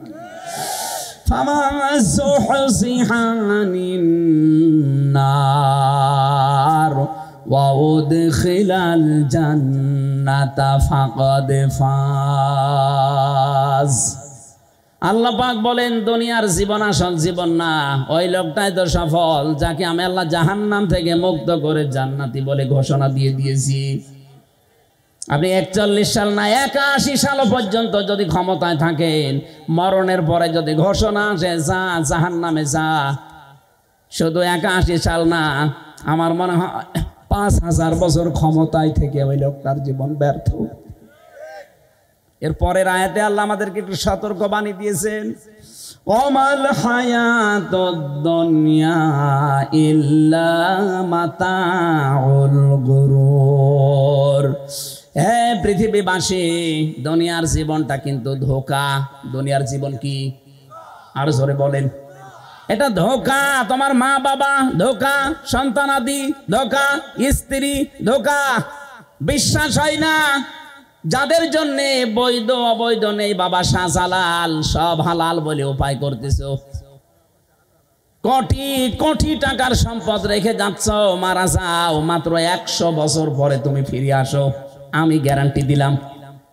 100 বছর পরে যশোরে এসে এই যে বিশাল বানা খালা বানিয়েছিল চাকলাদার সাহেব, 100 বছর পরে যদি চাকলাদার সাহেব এসে ওই যে কি যেন নাম ওইটার, জাবির হোটেল, ওই হোটেলের সামনে এসে যদি বলে হোটেল আমি বানিয়েছিলাম, এটা আমার জমি, আমার মনে হয় 100 বছর পরে ওই জায়গায় অবশ্যই কেউ না কেউ বাস করবে। কথা বলেন না কেন? 100 বছর পরে যারা বাস করবে, শাইন চাকলাদার সাহেব না, যত বড় মাস্তান এসে বলো কি এটা আমার ছিল, দাঁত ফেলে দেবে। কিসের চাকলাদার আপনি? আপনার যদি থাকার জায়গা না থাকে, পালবাড়ি মোড়ে যে মসজিদ আছে, বারান্দায় থেকে রাত্রে কেটে পড়েন। কি আমি বানিয়ে বলছি? এইটাই হবে দুনিয়ার জীবনই এইটা। এজন্য কার জন্য আপনি কি করছেন? আল্লাহ ফাঁকা ফারাত বিয়ান ওমিল্লা দিয়েছেন। ওরা আল্লাহর নিয়ামত গুলো পেয়েছিল, বিভিন্ন দিক থেকে আসছিল, কিন্তু ওরা কুফরি করেছিল, নাফরমানি করে ঢেকে ফেলেছিল।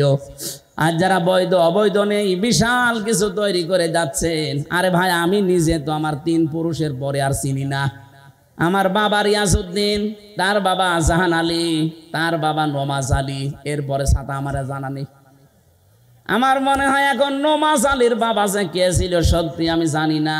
উনি যদি এখন এসে বলে হামজা এই বাড়ি, এই হালসা কুষ্টিয়া, এটা আমার বাড়ি, এই যে 2 তালা বাড়ি এটা আমি বানিয়েছিলাম, দাঁত মুখ খুলে ফেলাবো। কিসের নমাজ আলীর বাবা আপনি? আমি তো নমাজ আলীর পরে কাউকে চিনিই না, তার নামও জানি না। নমাজ আলী পর্যন্ত যদি আসতো তাও হয়তো। এক কথা বলছে না কেন? অথচ লোকটা কিন্তু 60 বছর আগেও মারা যায়নি। 60 বছর আগেও সেই লোকটা মারা যায়নি, অথচ তারে আমি চিনি না। আর আমার মেয়ে তো তার জীবনে চিনার কথাই না। আমার মেয়ে সর্বোচ্চ আমির হামজা, রিয়াজউদ্দিন, জাহান আলী পর্যন্ত চেনে। এরপরে ওরা জিজ্ঞাসা করবেন বলে কে? এটাকে ফেরেশতা। ও যশোরবাসী, কথাগুলো আমি নিজের জন্য বলছি। আজকে থেকে কোনো হারাম কাজে যাওয়া যাবে না। যারা দায়িত্বে ছিলেন এই 15 বছর আপনার জন্য, সূরা ইব্রাহিম, আলাম তারা ইলাল্লাযীনা বাদদালু নি'মাতাল্লাহি কুফরা ওয়া আহাল্লু কওমাহুম দারাল বাওয়ার জাহান্নামা ইয়াসলাউনাহা ওয়া বিসাল করার। আল্লাহ বলেন নিয়ামত, হে নবী আপনি একটু দেখেন না কেন ওরা নিয়ামত পাওয়ার পরে ঢেকে ফেলেছিল, কুফরি করে বদলিয়ে দিয়েছিল আমার নিয়ামতকে। এবং 2 নাম্বার ওয়াহাল্লু কওমাহুম দারাল বাওয়ার, ওরা জাতিকে জাহান্নামের দিকে পরিচালিত করেছিল। এই 15.5 বছর মূর্তির মাধ্যমে আল্লাহর অবাধ্যতা বিভিন্ন জায়গায় চালু করে পুরা জাতিকে ওরা কিন্তু জাহান্নামের দিকে পরিচালিত করছিল। কথা বলে না কেন? সব চাইতে এখানে যে আনউমিল্লাহ আল্লাহর নিয়ামত, আমি তাফসিরে ইবনে কাসিরে পেয়েছি সব চাইতে বড় নিয়ামতের কথা আল্লাহ দিয়েছেন রাসূলুল্লাহর নাম। তাদের কাছে সব চাইতে বড় নিয়ামত ছিল আমার রাসূল। কিন্তু এই মানুষগুলো আমার রাসূলকে পাওয়ার পর তার যে কর্মসূচিগুলো, এটা সূরা আলে ইমরানের 164 নাম্বার আয়াতের প্রথম অংশে পাবেন, লাকাদ মান্নাল্লাহু আলাল মুমিনিন ইলা আখিরি আয়া। আমি আল্লাহ যত দয়া তোমাদের উপরে করলাম, সবচাইতে বড় দয়া এইটা যে মুমিনদের উপরে আমি একজন রাসূল পাঠিয়েছি। এ রাসূলকে তারা পাওয়ার পরে মানে তো না, আনুগত্য করে না, আরো দেশ থেকে তাড়িয়ে দিয়েছিল। প্রশ্ন আসতে পারে সে তো 1000 বছর আগের কথা, এখন কি? হ্যাঁ এখনো আছে। এখন রাসূল নেই, কিন্তু রাসূলের নায়েব আছে। এই কথা বলে না কেন? বিশ্ব নবীর স্থলাভিষিক্ত নায়েবে রাসূল, উত্তরাধিকারী আলেম যারা, তারা এই 15.5 বছর আপনি কি করেছেন আলেমদের সাথে বলেন তো? এই যে একটা নিয়ামত ছিল রাসূলের উত্তরাধিকারী, অথচ তাদের মাথায় দড়ি দিয়ে ডান্ডা বেড়ি পড়িয়ে আপনি কোটে তুলতেন, জেলখানার ভেতরেও যদি রাখতেন, এমন কঠিন অবস্থায় রেখেছিলেন। অন্যান্য সাধারণ মানুষের মতো না, আলেমদের প্রতি সবচাইতে বেশি রাগ আপনার। আল্লাহ পাক বলেন, এই যে নবীর ওয়ারিস যারা, নবীর উত্তরাধিকারী যারা, এদের সাথে যখন খারাপ আচরণ করে ফেলেছে, ফাযাকাল্লাহু লিবাসাল জু, আমি আল্লাহ তখন তাদেরকে ক্ষুধা দুর্ভিক্ষের পোশাক পরিয়ে দিয়েছি 7 চাকাতে। বারবার বলতো না শেষের দিকে আসে যে দুর্ভিক্ষ আসবে? এই কথা বলেন না কেন? পোশাক আল্লাহ নিজে পরিয়েছিলেন। রিস্কের মালিক যেহেতু তিনি, এজন্য 18 কোটি মানুষের এখনো খাবারের অভাব নেই। আল্লাহ যদি দায়িত্বটা ছেড়ে দিতেন, আমাদের দেশের জায়গা অনুযায়ী মানুষ আমরা যা মরে একেবারে গরু ছাগলের মতো পড়ে থাকতাম। আল্লাহ এখনো পর্যন্ত পোশাকটা পরাননি, তার কারণ আছে। কারণ যে নিয়ামত গোপন করা, নিয়ামত অস্বীকার করার যে কার্যক্রম চলছিল, আগস্টের 5 তারিখে আমার আল্লাহ হঠাৎ করে কর্তন করে ছেদ করে ঠান্ডা করে দিয়েছেন। নাই তো যদি ওইভাবে জুলুম অত্যাচার নির্যাতন চলতে থাকতো, আল্লাহর কসম করে বলছি, আল্লাহ আমাদের পোশাক পরিয়ে দিতেন ক্ষুধার আর ভয়ের। ভয়ের পোশাকটা এখনো কাটে নাই। এ পোশাক কাটতে পারে, একটাই পদ্ধতি আছে, বিশ্ব নবীর 4 দফা কর্মসূচি মেনে নেওয়া লাগবে। কামা আরসালনা ফীকুম রাসূলাম মিনকুম ইয়াতলু আলাইকুম আয়াতিনা ওয়া ইউযাক্কিকুম ওয়া ইউআল্লিমুকুমুল কিতাবা ওয়াল হিকমা ওয়া ইউআল্লিমুকুম মা লাম তাকুনু তা'লামুন। বলেন আল্লাহু আকবার। 4টা কর্মসূচি এখন থেকে আমাদের হাতে নেওয়া লাগবে। 1 নম্বরে কোরআন তেলাওয়াত করে করে মানুষদেরকে বোঝাতে হবে, কারণ নবী নেই, এই দায়িত্ব এখন উম্মতি মুহাম্মদীর। কথা বলেন না কেন?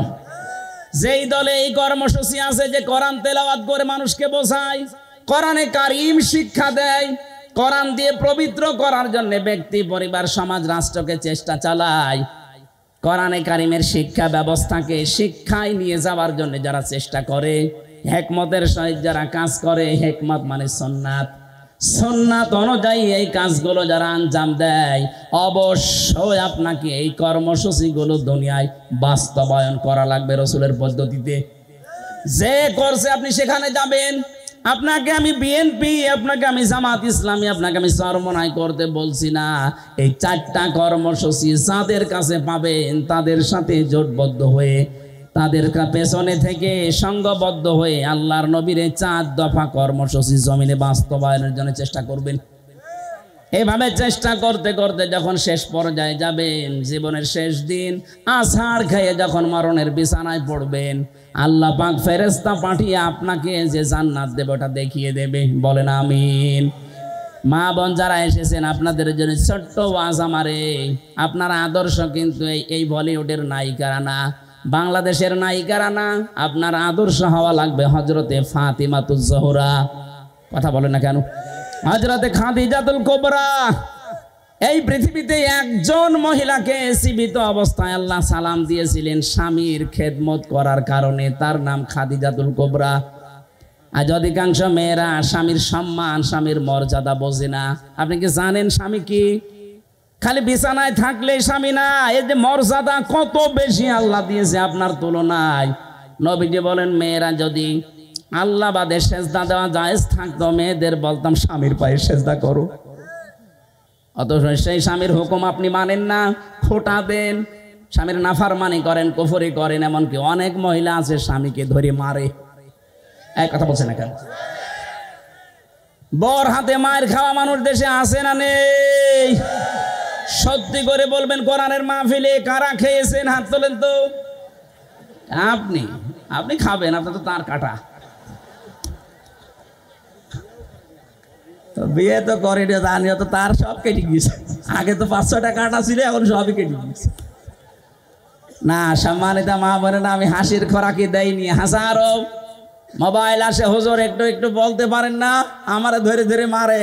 আপনি মানুষ। আশা করছে খুব সতর্ক থাকবেন এ ব্যাপারে। স্বামীর সম্মান অনেক বেশি, অনেক বেশি, মানে আল্লাহর আরশ পর্যন্ত। এ পৃথিবীতে একজন মানুষকে আল্লাহ আল্লাহ রাসূলের পরে স্থান দিয়েছেন, অথচ হাজারো মহিলা এই স্বামীকে কষ্ট দেওয়ার কারণে জাহান্নামে যাবে নবী নিজে দেখেছেন। কারণ স্বামীর কুফরি করা, স্বামীর নাফরমানি করা, তাদের মনে কষ্ট দেওয়া। আল্লাহ যেন আপনাদের এই এলাকায় যে মেয়েগুলো আছে তাদেরকে বাঁচিয়ে দেন, বলেন আমিন। নবীজি তিরমিজি শরীফে জানিয়েছেন, ইদা নাসারা ইলাইহা সাররাতুহু, স্বামী যখন বাইরে থেকে আসবে স্বামীকে আপনি আনন্দ দেবেন, অভ্যর্থনা জানাবেন, শুভেচ্ছা স্বাগতম এগুলো জানিয়ে তাকে খুশি করবেন। 2 নম্বরে ওয়াইদা গাবা আনহা হাফিজাতুহু, স্বামী যখন বাইরে যাবে মাস্ট বি স্বামীর ইজ্জত আবরু, স্বামীর সন্তান আর সম্পদ হেফাজত করে রাখবেন। ওয়াতুইনু আলা দীনি যাওজাতিহা, স্বামী যদি দিনের কাজ করে, মানবতার কাজ করে, মানুষের উপকারের কাজ করে, দিন কায়েমের কাজ করে, তাকে ছাড় দেবেন, সুযোগ দেবেন, তাকে উৎসাহ দেবেন, ছেড়ে দেবেন। আপনি সাহায্য করা দূরের কথা, আরো বাধা দেন। আপনি নামাজ পড়ে রোজা রেখে জীবন ও জান্নাত যেতে পারবেন না। 4 নম্বরে স্বামী যেটা জায়েজ হুকুম করে, যদি সত্যি জায়েজ হয়, জীবন থাকা কালে আপনাকে মানা লাগবে। আল্লাহ এই 4টা গুণ মেয়েদেরকে জান্নাত ডাকবে বলে দিয়েছেন। যত মহিলা বসে আছে বিভিন্ন জায়গায়, এই 4টা গুণ অর্জন করে ফাতিমাতুজ জহরা খাদিজাতুল কুবরার সাথে জান্নাতে যাওয়ার তৌফিক দেন, বলেন আমিন। আগামীতে আসলে আবার কথা বলবো বলে শেষ করছি, আমিন। বারাকাল্লাহু লানা ওয়া লাকুম ফিল কোরআনিল আযীম। একজন মুসলমান হওয়ার জন্য এসেছে, আজকে এই মাহফিলটা সাকসেস। আল্লাহর এক বান্দা এসেছে মুসলমান হওয়ার জন্য, হিন্দু থেকে মুসলমান হবে। এই বসেন বসেন বসেন। কই কালেমাটা পড়ানোর পরে আমরা সভাপতি সাহেব আছে, ওনার বক্তব্য শুনে মোনাজাত করে বাড়ি যাবো। বসেন বসেন। কই তাড়াতাড়ি দিন, তাড়াতাড়ি দিন। এনে আলহামদুলিল্লাহ ভাই।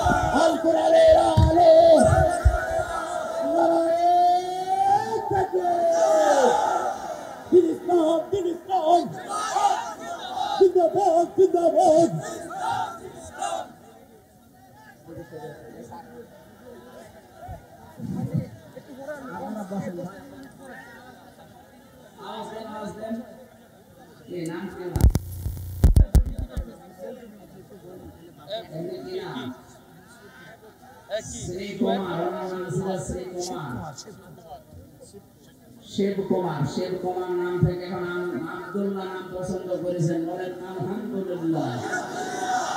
আমরা কালেমার মাধ্যমে আমাদের শান্তির ধর্ম পৃথিবীতে একটাই, ইসলাম। এই ধর্মে আমরা গ্রহণ করাচ্ছি, দীক্ষিত করাচ্ছি। বিসমিল্লাহির রহমানির রহিম। লা ইলাহা ইল্লাল্লাহু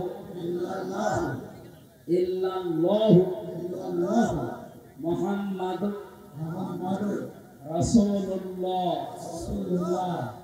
আশহাদু আল্লাহ ইলাহা ইল্লাল্লাহু ওয়াহদাহু লা শারীকা লাহু ওয়া আশহাদু আন্না মুহাম্মাদান আবদুহু ওয়া রাসূলুহু। আলহামদুলিল্লাহ, উনি এখন নিষ্পাপ, অনেক বয়স ওনার, আমার বাবার বয়স 60-65 হবে। শিক্ষিত মানুষ, ইসলাম ধর্ম গ্রহণ করেছে, আমরা আলিঙ্গন করছি সবার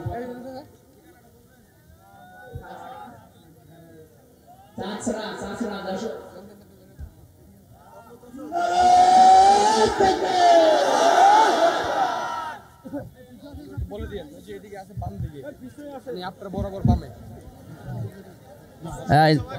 আমাদের সভাপতি সাহেব এখন সালাম দেবে আপনাদের, এরপরে আমরা দোয়া করব। একটু তাড়াতাড়ি করুন ভাই।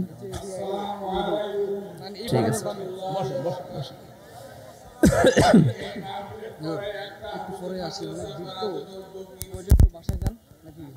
না না অসুবিধা নেই, ঠিক আছে। পরে জানতে হবে, অনেক ভিড় কিন্তু কমপক্ষে 10 মিনিট পরে যাবেন মঞ্চ থেকে। 10 মিনিট পরে নামাবেন, 10 মিনিট পরে। এত ভিড় তো, আপনার ওই যে মাটি কাটা তো সমস্যা হতে পারে। ভিড় যাওয়ার পরে মঞ্চ থেকে নামাবেন, ঠিক আছে?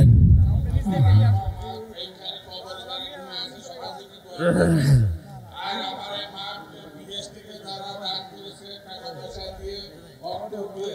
যা কিছু তাদের পরামর্শ এলাকার লোকদের অনেক সহযোগিতা করেছে, তার জন্য সবাইকে ধন্যবাদ জানিয়ে আমার বক্তব্য শেষ করছি। সম্মানিত ভাইরা, প্রশ্ন এসেছে। আসসালামু আলাইকুম, আশা করি ভালো আছেন। বর্তমান সামাজিক সমস্যার ভেতরে একটা বড় সমস্যা পরকীয়া প্রেম। বিশেষ করে মহিলারা ছোট ছোট বাচ্চা রেখে অন্যের সাথে চলে যাচ্ছে। আহা হা, এর ফলে মা থাকতেও শিশুরা মা হারাচ্ছে। এটা যে কত বড় অন্যায়। বিবাহে শরীয়তে এই বিবাহের বিধান কি? কিসের বিবাহ? ওর স্বামী তো এখনো ছেড়েই দেয়নি, আপনি পালিয়ে গেলেন কোন কারণে? আপনার কথায় পরকীয়া বন্ধ হবে কিনা জানি না, তবে সমাজের সকল শ্রেণীর মানুষ সহ ওই নারী পুরুষ যাতে বুঝতে পারে তাদের কর্মের ফলাফল কি। জাহান্নাম। কারণ বিয়ে তো না, মানে স্বামী তো ছাড়েনি, আপনি আন্দাজে চলে গেলেন আরেকজনের সাথে, যতদিন থাকবেন জেনা হবে। এ বিষয়ে সুস্পষ্ট আলোচনা করবেন যাতে কোনো শিশু মা হারা ও মা থাকতে মা হারা না হয়ে দুনিয়া এতিমের মতো লালন পালন না হয়। আসলে এটা আরো আগে থেকে দিলে আমি ওই আয়াত পড়তাম। আজকে সময় নেই, আমরা পোলের হাটে আকিস গ্রুপের মাহফিলে ওই আয়াতের উপরে কথা বলবো ইনশাল্লাহ। আল্লাহুম্মা আমিন। আমার লিখিত যে জেলখানার বই ছিল এই বামে এই গাড়িতে আছে, বামে এই গাড়িতে নিয়ে যাবেন যাওয়ার সময়। লা ইলাহা ইল্লা আনতা সুবহানাকা ইন্নী কুনতু মিনাজ জালিমিন। রব্বানা আতিনা ফিদ দুনিয়া হাসানা ওয়া ফিল আখিরাতি হাসানা ওয়া কিনা আযাবান নার। আল্লাহ, যশোর জেলার মনিরামপুর রহিতা কদরাপাড়া এলাকার দিকে তাকাও। লক্ষ মানুষেরা আমরা নারী পুরুষ এক জায়গায় হয়ে কোরআনের কথা শুনছিলাম। কোরআন শোনার জন্য যারা এত পাগল, এত আগ্রহ যাদের, এদেরকে তুমি অমরের মতো বানিয়ে দাও। সওয়াব যদি দিয়েই থাকে 2 দিনের আলোচনায়, এ বিশাল আয়োজনে সওয়াবগুলো নবীজির রওজায় পৌঁছিয়ে দাও। তাম দুনিয়ার মাটির নিচে যারা ঈমান নিয়ে ঘুমিয়ে গেল, আল্লাহ এদেরকে ক্ষমা করে দাও। আল্লাহ তাআলা যারা শহীদ হয়েছে, এখনো শহীদ হচ্ছে তাম দুনিয়া, এদেরকে শাহাদতের সর্বোচ্চ মাকাম দান করো রব্বুল আলামিন। গত কয়েকদিন আগে আমার কুষ্টিয়ার কৃতি সন্তান আলেমে দ্বীন নন্দিত মুফাসসির মাওলানা এনামুল হক শাফি বিদায় নিয়েছে, তার কবরটা জান্নাত বানিয়ে দাও। আল্লাহ তাআলা এই যশোর এলাকায় মাটির নিচে কত মানুষ ঘুমিয়ে আছে, হাজার হাজার মন মাটি নিয়ে। বিশেষ করে সভাপতি সাহেবের মা, আল্লাহ তার মাকে কবরে জান্নাত দিয়ে দাও। সন্তান যখন হাত তুলেছে আমিন আমিন করছে, অধ্যাপক জাহাঙ্গীর হোসেন, আল্লাহ তার হাতের দিকে তাকিয়ে তার মাকে মাফ করে দাও। কি আসলাম অসুস্থ, আল্লাহ শেফায়ে কামেলা আজেলা নসিব করো। তার স্ত্রী সন্তান যেগুলো দিয়েছো সহি সালামতে রাখো আল্লাহ। আল্লাহ তাআলা তার স্ত্রী শুনলাম অসুস্থ, শেফায়ে কামেলা আজেলা নসিব করে দাও। তার সন্তান তুমি দিয়েছো একটা মেয়ে, আল্লাহ মেয়েকে ফাতেমাতুজ জাহরার মতো বানিয়ে দাও। এ মাহফিলে যারা আলোচনা রাখলেন, মাওলানা হোসাইন মাহফুজ, অ্যাডভোকেট গাজী এনামুল হক, আমাদের মাথার তাজ, আমাদের মুরব্বী, আমাদের অভিভাবক অ্যাডভোকেট তাজউদ্দিন সহ যত আলেম ওলামা এখানে এসেছে, সম্মানিত পরিচালক ভাই সহ, আল্লাহ প্রত্যেকের মনের কামনা বাসনা পূরণ করে দাও। মা বোন যারা এসেছেন, সম্মানিত মা বোনদেরকে তুমি আয়েশার মতো বানিয়ে দাও। অনেকে আমরা অসুস্থ আছি, আমাদের শেফায়ে কামেলা আজেলা নসিব করো। আল্লাহ তাআলা আমার শ্রদ্ধাভাজন বাবা আজকে অপারেশন করেছে, তুমি তাকে শেফায়ে কামেলা আজেলা দাও রব্বুল আলামিন। মাহফিলটা বাস্তবায়নে এলাকায় যারা বাইরের দেশে আছে, ওরাও টাকা পাঠিয়েছে, তাদের টাকাগুলো তুমি কোরআন প্রচারে মঞ্জুর করো। সহি সালামতে বিদেশের মাটিতে রাখো। আল্লাহ তাআলা হালাল রুজিতে বরকত দাও। আবার মায়ের সন্তান মায়ের কোলে আবার ফিরিয়ে দাও। চর্ম চোখে দেখতে মনে যায় এদেশে কোরআন দিয়ে চলছে, এটা দেখে মরার তৌফিক দাও। বারাকাল্লাহু লানা ওয়া লাকুম ফিল কোরআনিল আযীম। মরণ আসলেই যেন বলতে পারি লা ইলাহা ইল্লাল্লাহু মুহাম্মাদুর রাসূলুল্লাহ। আসসালামু আলাইকুম।